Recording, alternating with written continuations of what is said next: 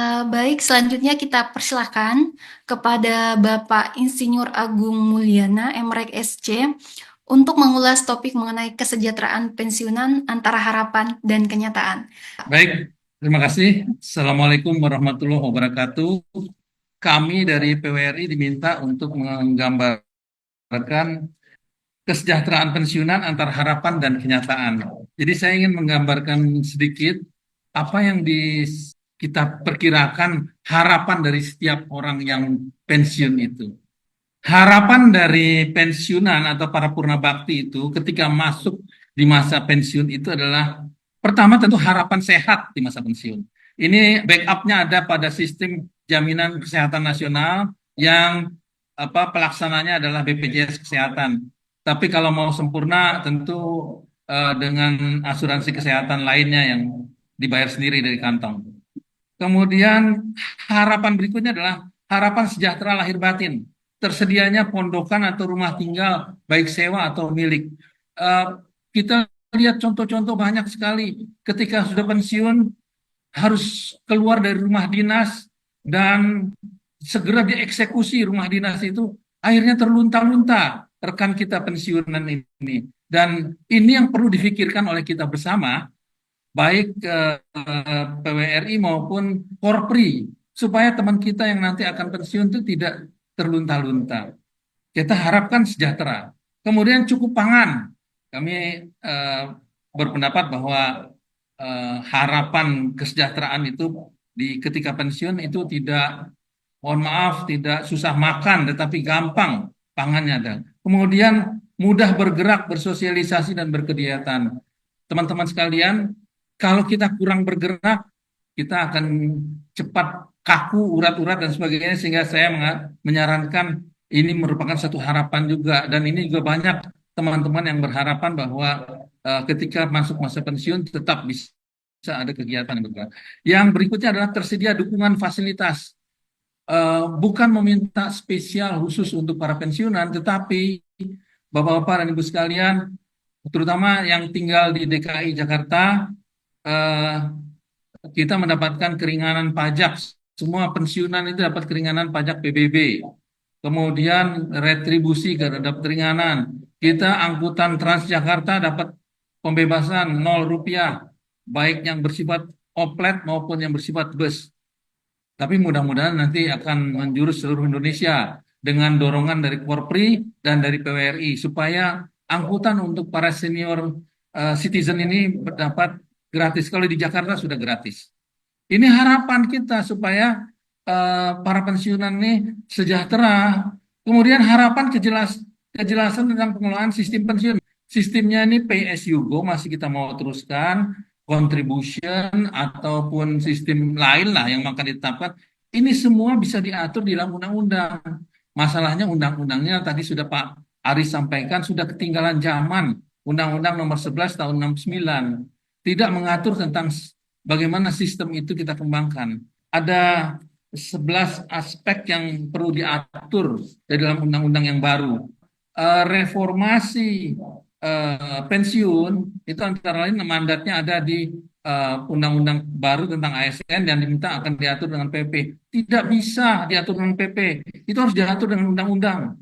Menggantikan undang-undang nomor 11 tahun 69, mencabut undang-undang tersebut dan menggantikannya dengan undang baru dengan mengatur ada banyak aspek yang harus diatur tentang pensiun. Kemudian kejelasan tentang besaran manfaat. Kalau ada inflasi, bagaimana itu bisa disesuaikan dengan inflasi ini juga tidak fleksibel pengaturan yang ada dalam apa undang-undang pensiun yang ada sekarang sehingga uh, manfaatnya itu diatur ya kalau bisa diatur diatur kalau tidak tidak diatur. Jadi kita sudah sempat tidak 2 tahun kita tidak menerima kenaikan gaji pensiun. Kemudian usia pensiun ini harus ditetapkan jelas. Ada yang 58, ada yang 60, ada yang 65, ada yang 70. Kalau menurut kami di PWRI, kami sudah sepakat bahwa semua usia pensiun 58 sesuai dengan undang-undang. Selebihnya adalah kalau diperlukan tenaga oleh pemerintah, itu dengan kontrak. Jadi kontrak, jadi ada kesejahteraan yang terjamin. Kemudian cakupan peserta pensiun yang diatur dengan undang-undang sekarang, Undang-Undang 11 itu, Undang-Undang 11 tahun 69 itu hanya mengatur pensiun pegawai, pensiun janda, dan duda pegawai. Tapi tidak mengatur pensiun BUMN bagaimana, pensiun BUMD bagaimana. Di daerah banyak BUMD yang juga masuk masa pensiun, kita perlu atur. Kemudian perlindungan bagi janda duda pensiunan. Ini juga tidak jelas dengan undang-undang. Harapan kami semua para pensiunan ini bisa diatur jelas karena ada perbedaan antar perlakuan janda duda TNI Polri dengan janda duda PNS. Jadi kalau kami yang pria ini PNS meninggal dunia pensiunan, janda kami itu dapat 3 bulan. Dan kemudian tapi di TNI lain lagi. Aturan ini kita perlu atur supaya jangan ada perbedaan. Kemudian transparansi pengelolaan dana pensiun. Dana pensiun kita, dana pensiun PNS itu kan dititipkan kepada PT Taspen. Tetapi kami tidak pernah menerima gambaran bagaimana rencana pendayagunaan tersebut. Sehingga mohon maaf ini di forum yang mulia ini saya kemukakan bahwa telah terjadi juga penyimpangan dalam pemanfaatan dana pensiun itu. Dan itu sudah fakta dan jadi saya tidak dan sekarang masih diusut oleh yang APH, aparat penegak hukum. Intinya adalah kami tidak ikut dalam pengawasan. Mestinya kalau dana kami itu mau diinvestasikan, kami juga ikut mengawasi. Kemudian kesesuaian dengan kebijakan perlindungan sosial lainnya di Undang-Undang SJSN, Sistem Jaminan Sosial Nasional, pemberi kerja dan pekerja menyimpan sejumlah dana untuk jaminan hari tua. Kita tidak ada aturannya dalam Undang-Undang Nomor 11. Hanya gaji kita saja yang dipotong PNS ini. Kemudian sebelum memasuki masa pensiun, PNS berharap dipersiapkan dengan kegiatan pelatihan dan pembekalan. Saya adalah contohnya. Masuk masa pensiun itu tidak pakai dipersiapkan, masuk saja dalam masa pensiun dan siap tidak siap, dan ini terjadi di seluruh lapisan PNS. Ini berakibat, nanti kita lihat di akibatnya, bahwa kita tidak memasuki suatu medan baru yang kita tidak ada persiapannya. Kenyataan yang ada, tadi harapan, sekarang kenyataan yang ada. Jumlah semakin meningkat, jumlah lansia ini diantaranya tentu lansia mantan PNS, itu tahun 2023 31 juta. Tahun 2045 itu lansia kita diperkirakan 63 juta orang. Di antaranya 3,5 juta adalah anggota PWRI pensiunan atau purna bakti PNS.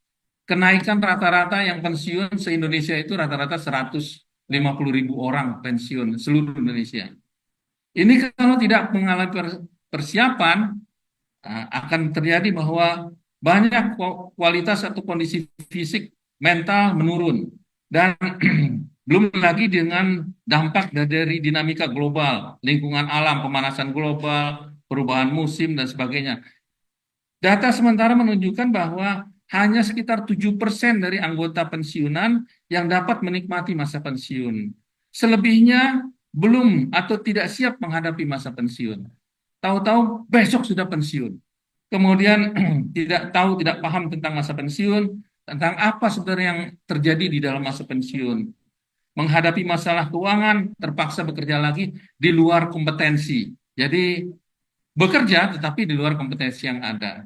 Kemudian biaya hidup semakin tinggi, belum mempunyai rumah tinggal yang memadai. Ini kenyataan yang ada. Kemudian 80% SK pensiunnya disekolahkan. Jadi ini kenyataan baik di Perum Pegadaian maupun di bank dan sebagainya. Mudah-mudahan jumlahnya semakin menurun yang SK pensiunnya disekolahkan. Kemudian ada yang terjerat dengan pinjol dan judol. Peran PWRI, peran organisasi bisa menjembatani. Kami telah berperan menjembatani antara kondisi nyata dengan harapan yang diinginkan. Prinsipnya adalah perbaikan kondisi ini tidak bisa dilakukan sendirian, harus bersama-sama. PWRI dan Korpri harus bergandeng tangan. Kita harus bersama-sama memperbaiki ini. Jadi Bapak Ketua Korpri yang saya hormati, kita harus bersama-sama bergandengan tangan memperbaiki. Apa yang bisa kita lakukan? Kita bersama-sama mengusulkan perbaikan Undang-Undang Nomor 11 Tahun 69. Tidak hanya itu yang menyangkut dengan kita semua para pensiunan. Ada lagi Undang-Undang Nomor 13 Tahun 98 tentang kesejahteraan lansia. Itu juga harus diperbaiki. Kalau tidak, kesejahteraan lansia itu hanya kesejahteraan di atas kertas. Tidak bisa eh, kita hidup sejahtera dengan sebagaimana yang harus semestinya. Langkah menuju ke kesejahteraan pensiunan. Langkah pertama yang harus kita lakukan adalah perbaikan revisi Undang-Undang Nomor 11 Tahun 69 tentang pensiun pegawai dan pensiun janda duda pegawai, perbaikan revisi Undang-Undang Nomor 13 Tahun 98 tentang kesejahteraan lansia, perbaikan revisi Undang-Undang 11 Tahun 69 tentang pensiun, ini mencakup perbaikan tentang bagaimana undang-undang baru itu mengatur fleksibilitas respon terhadap perubahan kondisi sosial ekonomi. Kemudian sistem pembiayaan pensiunan. Ya kita pilih saja kita mau tetap pay as you go atau kita mau pilih contribution atau kita pilih sistem lain lah yang kita sepakati bersama. Kemudian keterbatasan dalam pengelolaan dana pensiun ini juga tidak memberikan optimalisasi tentang peluang investasi. Ini perlu kita perbaiki.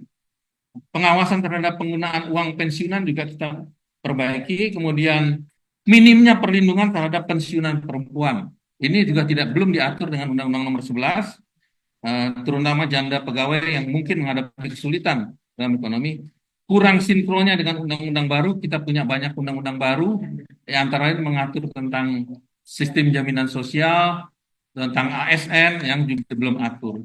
Yang perlu kita atur adalah melalui revisi undang-undang kita melakukan penyesuaian, memberikan kemudahan dalam penyesuaian terhadap inflasi, diversifikasi dana pensiun, peningkatan pendidikan pensiun. Ini kita perlu masukkan dalam satu undang-undang menjadi mandat bagi pemberi kerja yaitu pemerintah, bahwa pemerintah wajib mempersiapkan PNS yang akan memasuki masa pensiun.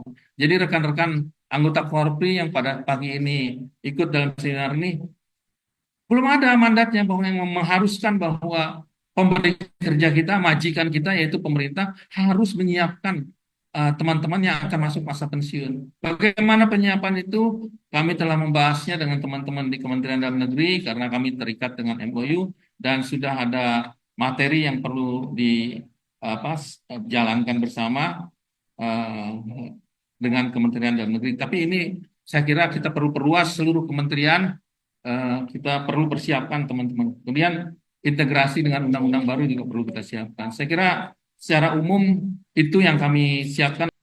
Billahi taufiq wal hidayah. Assalamualaikum warahmatullahi wabarakatuh.